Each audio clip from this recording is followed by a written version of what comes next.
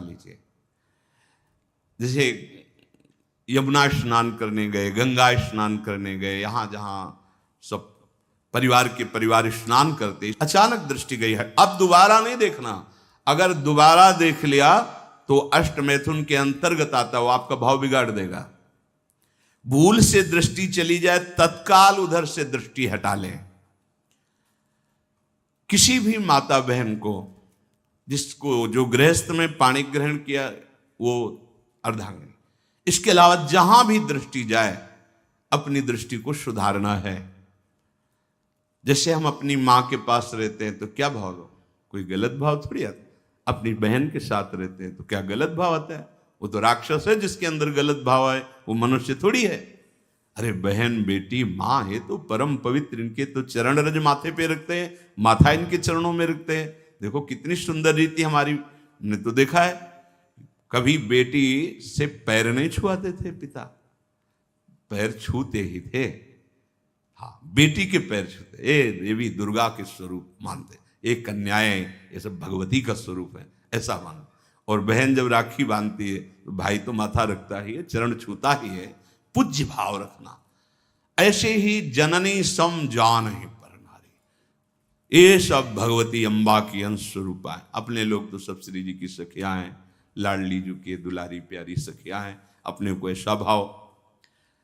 अगर हम स्त्री को, किसी भी स्त्री शरीर को देखकर भोग भावना करते हैं, हमारा पतन निश्चित है। कोई क्रिया हो या ना हो, यह चिंतन वाली बात है, ध्यान रखना। किसी भी माता बहन को भोग बुद्धि से, जैसे शास्त्रों में कहा गया नरकस्य नारी, बात है कि तुम्हारी भोग भावना जो नारी के प्रति है यह नरक पहुंचा देगी। त्रिविधम नरकस्येदम द्वारम नासन्मात्मनः कामः क्रोधा तथा लोभा तस्मादेत्रयम् त्यजेत। माताओं बहनों की तरफ देख करके काम भाव से उनको देखना तो तुम समझ लो नरक जाने का रास्ता फिट कर रहे हो। त्रिविधम नरकस्येदम, शास्त्रों ने तो जगदम्बा कहा है, शास्त्रों ने तो मां कहा है इनको, जननी सम जानो पर नारी।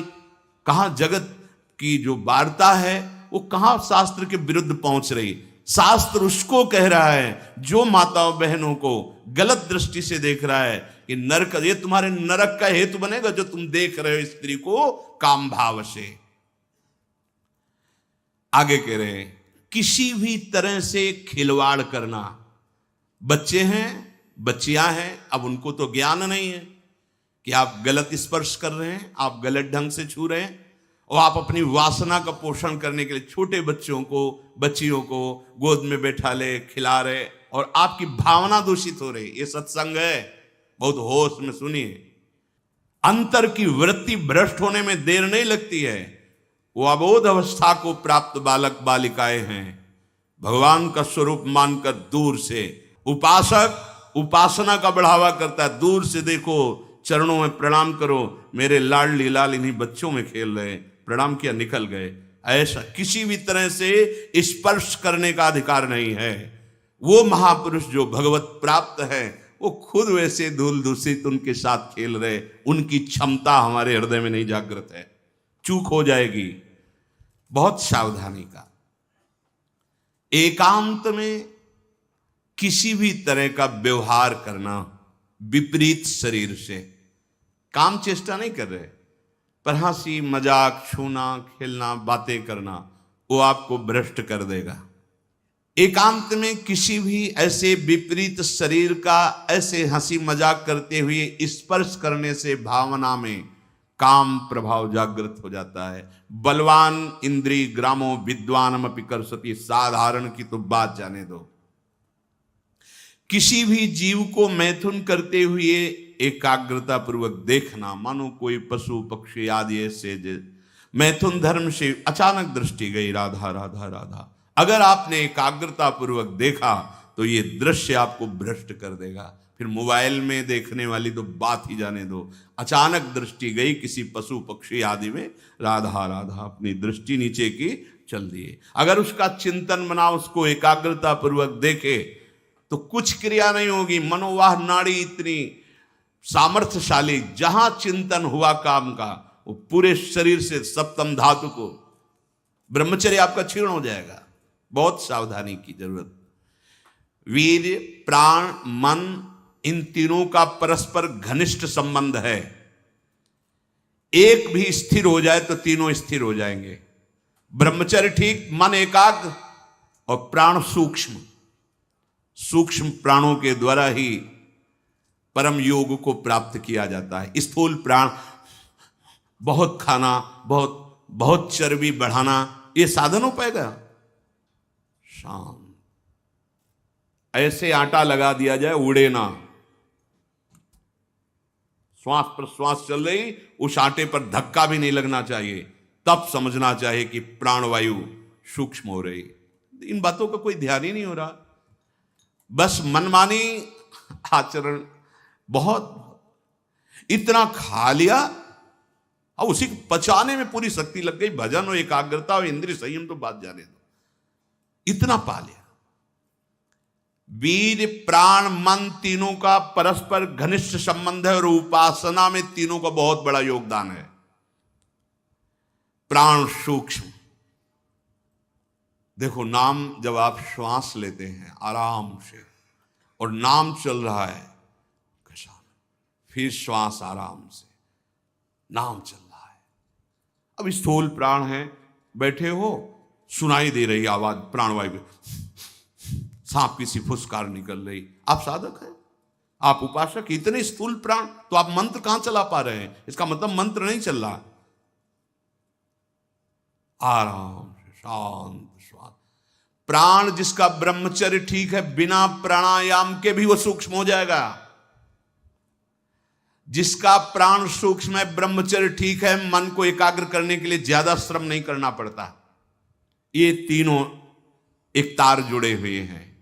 ब्रह्मचर्य ठीक नहीं, मन भयानक चंचल बदमाश होता चला जाएगा, गंदी से गंदी बात पेश करेगा आपके सामने, गंदे से गंदे आचरण करेगा, भूल जाएगा कि हम मनुष्य हैं, पशुवत आचरण में उतार देगा। ब्रह्मचर्य, प्राण, मन तीनों का परस्पर बहुत घनिष्ठ संबंध है। एक स्थिर कर लो, ब्रह्मचर्य बहुत गंभीरता स्वभाव में आ जाएगी। ब्रह्मचारी का स्वभाव गंभीर होता है, विचार परिपक्व होता है, स्मृति प्रवीण होती है उसकी, और हर कष्ट सहने की सामर्थ्य होती। गर्मी, सर्दी, बरसात, पीड़ा, अपमान, निंदा, वो महान शीतलता अंदर प्रदान करता है। मस्ती एक रहती है, और कहीं निरंतर भजन और ब्रह्मचर्य, फिर क्या दुर्लभ रह गया संसार में उसके लिए। इसलिए हमारे शास्त्रों ने, ब्रह्म ऋषियों ने ब्रह्मचर्य पर बहुत जोर दिया है। ब्रह्मचर्य रहने वाले उपासक को इन बातों का ध्यान देना चाहिए। यदि कब्ज पेट में रहेगी तो बिना क्रिया के भी ब्रह्मचर्यहीन होने लगोगे। गर्मी बर्दाश्त नहीं ज्यादा, ये जितने नए पदार्थ पाने वाली लोलुपता है, ये सब ब्रह्मचर्य नाश करने वाली। ये जो आप जिसे पिज्जा कहते हैं, इसमें जो ऊपर लेप लगाए जाते हैं, जो बनता है वो गरिष्ठ है, बहुत गरिष्ठ है, पाचन तंत्रों पर भारी प्रभाव बनाकर एक कब्ज बनाने वाली चीजें। आपको ये 32 दांत दिए गए, वो अच्छे से चबा चबा के लुगदी में थोड़ा खाओ, बहुत देर चबा कर स्वाद लेकर के अंदर जब किया तो जो मुख में पाचन, यहाँ वो जो थूक आदि निकलते हैं, उससे ऐसे रस होते हैं जो उसको पाचन करते हैं। बहुत संभाल, ये भोजन का बहुत योगदान है। अगर कब्ज हो रही है तो ये अनुभव में लाई हुई वस्तु है, ये ईशबगोल की भूसी और छोटी हर। जैसे 1 चम्मच 1.5 चम्मच ईशबगोल की भूसी, और अगर आप पहली बार तो आधा चम्मच वो हर, छोटी वाली हर मिला लीजिए और 250 ग्राम दूध में पा करके सेवन की। वो ऐसा नहीं करेगी कि आपका एकदम पेट साफ कर देगी। 10 दिन 15 दिन लगा, वो धीरे धीरे आपकी आंतों से वो ऐसा, यही सेवन किए, बहुत समय तक सेवन किए। क्योंकि कभी ऐसे जैसे रूखा सूखा मिला, कभी ना मिला, तो ऐसे कब्ज की तो ये पास रखते थे, थोड़ा ईशबगोल की भूसी और हर। दूध ना मिला तो थोड़ा पानी से ले लिया, थोड़ा कम प्रभाव पड़ेगा, पर वो धीरे धीरे। अति ऐसी औषधियां जो आंतों को जाके, वो भी नहीं ठीक है, क्योंकि वो सीधे इतनी गर्म होती है, ब्रह्मचर्य का नाश कर देगा। बहुत संयम की आवश्यकता है ब्रह्मचर्य के लिए। तो कब्ज मत होने दीजिए, और जल की कमी नहीं होनी चाहिए। 2.5-3 लीटर जल तो होना चाहिए। आपकी जो एसिड बनती है, आप लघुशंका जो होती है, उससे आपके स्वास्थ्य को लाभ मिलता है। सुबह से शयन तक 2.5-3 लीटर पानी पीना ही चाहिए यदि आप संयम से चलना चाहते हो। मैदा और गरिष्ठ वस्तुएं, चाय और कॉफी ब्रह्मचारी के लिए निषेध है। अब नौजवान बच्चे हैं, चाय और कॉफी भैया काहे को? 60-50 की अवस्था है, शरीर थोड़ा रुग्ण जैसा, तो आप चाय आदि ले लीजिए। आपको चाय की क्या आवश्यकता है? आपका तो ब्रह्मचर्य खुद इतना पावरफुल, चाय और कॉफी तो विघ्न है आपके लिए। बहुत कलयुग का बड़ा भारी प्रभाव है। आगे कह रहे हैं कि अत्यंत आवश्यक हो तो शरीर जिसका रोगी है उसकी सेवा के लिए अगर आपको सेवा लगाई गई है, या किसी को सेवा कार्य के लिए, ऐसे बकाया किसी को स्पर्श मत करो, क्योंकि सबके शरीरों में परमाणु होते हैं, अपने अपने स्वभाव, अपने अपने आचरण, शरीर में, वस्त्र में, सैया में। एक विश्राम स्थली पे जो आपकी सैया है, आप कैसे सोते हैं उसमें उसके परमाणु हैं, वस्त्र में परमाणु हैं, शरीर में परमाणु हैं। अगर आप ऐसा ही व्यवहार रखेंगे तो आप लड़ नहीं पाएंगे, आपके परमाणु इतने पुष्ट नहीं होंगे कि आप विकारों पर विजय प्राप्त करें। स्वाभाविक भीड़ में कोई छू रहा हो बात अलग है, हमें छूने की चेष्टा, अगर किसी रोगी की सेवा तो फिर विचार नहीं करना है, कोई सेवा पे है तो हमें विचार नहीं करना है। स्वाभाविक ऐसे हंसी मजाक या व्यवहार में हम बचें, स्पर्श से बचें। यहां वो छुआछूत वाला स्पर्श नहीं, अपने परमार्थ को पुष्ट करने की बात है। कभी किसी को मजाक में भी अश्लील बातें मत करो, मजाक से भी, जैसे हंसी मजाक में आप ऐसे, उसका प्रभाव पड़ेगा, वो शब्द है, वो आपके अंदर पहुंचेगा, मनन करेगा और फिर